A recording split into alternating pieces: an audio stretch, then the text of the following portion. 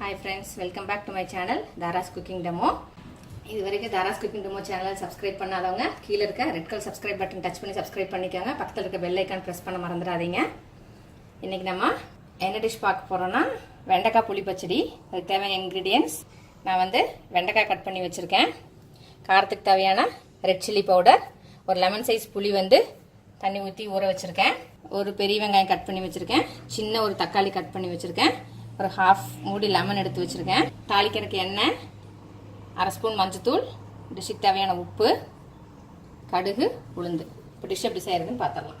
இப்போ பேன் வச்சு அதில் ஒரு 2.5 ஸ்பூன் எண்ணெய் ஊற்றிருக்கேன். எண்ணெய் காஞ்சோடனே கடுகு சேர்த்துடலாம். கடுகு வெடிச்சோடனே உளுந்து சேர்த்துடலாம். உளுந்து இதானோடனே நம்ம வந்து வெண்டைக்காய் சேர்த்துடலாம். வெண்டைக்காய் சேர்த்து கொஞ்சம் நல்லா வதக்கிக்கலாம். அதில் இருக்க கொலகொலப்பெல்லாம் கொஞ்சம் போகிற வரைக்கும். அந்த வெண்டைக்காயில் இருக்க கொலகொலப்பெல்லாம் கொஞ்சம் வெளியே வருது. இப்போ வந்து நம்ம அந்த டிஷ்ஷுக்கு தேவையான உப்பு சேர்த்துட்டோம்னா அந்த கொலகொலப்பு கொஞ்சம் சீக்கிரம் இதாகும். இப்போ நான் உப்பு சேர்த்து நான் திருப்பி கொஞ்சம் வதக்கிக்கிறேன்.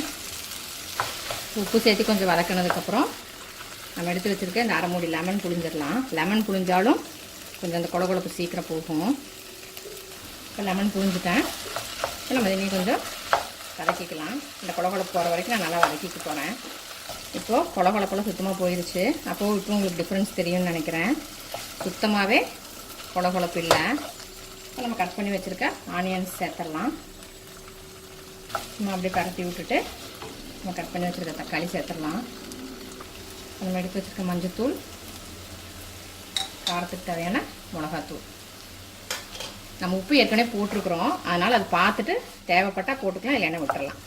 இப்போ இது நல்லா ஒரு 5 நிமிஷம் நல்லா அந்த மிளகா வாசமெல்லாம் போகிறதுக்கு இன்னொரு 5 நிமிஷம் நல்லா வதக்கிக்கலாம். இப்போ நம்ம போட்ட வெங்காயம், தக்காளி, மஞ்சத்தூள், மிளகாத்தூள் எல்லாம் நல்லா ஒரு 5 நிமிஷம் வதக்கியாச்சு. கொஞ்சம் உப்பு பத்தாமல் இருக்குது, அதனால் நான் கொஞ்சம் உப்பு சேர்த்துக்கிறேன். நம்ம எதுக்காக வெங்காயம் தக்காளி கடைசியில் போடுறோம்னா, நம்ம ஃபஸ்ட்டே போட்டோம்னா அந்த வெங்காயத்தில் தக்காளியில் இருக்க தண்ணியெலாம் பட்டு அந்த வெண்டைக்காய் வந்து நல்லா அந்த கொடகுழப்பு போகாது. அதனால் நம்ம அந்த வெண்டைக்காவை நல்லா ஃப்ரை பண்ணி அந்த கொடகுழப்பெல்லாம் போனதுக்கப்புறம் நம்ம வந்து அந்த வெங்காயம் தக்காளி போடுறோம். நம்ம கரைச்சி வச்சுருக்க புளி தண்ணி இதில் சேர்த்துடலாம். எல்லாம் மிக்ஸ் பண்ணி விட்டு சும்மா ஒரு 2 to 3 மினிட்ஸ் அந்த புளி தண்ணியோட பச்சை வாசம் போகிற வரைக்கும் மட்டும் கொதிச்சா நம்ம டிஷ் ரெடி. நம்ம ஊற்றின புளி தண்ணியெல்லாம் சுண்டி நல்லா ஒன்று சேர்ந்து நல்லா வந்துருச்சு. இது வந்து சாம்பாருக்கு, தயிர் சாதத்துக்கெல்லாம் ரொம்ப அருமையாக இருக்கும். சைட் டிஷ்ஷாக வச்சுட்டு சாப்பிட்றதுக்கு கண்டிப்பாக ட்ரை பண்ணி பாருங்கள். நான் உப்பு காரம் எல்லாம் பார்த்துட்டு எல்லாமே கரெக்டாக இருக்குது.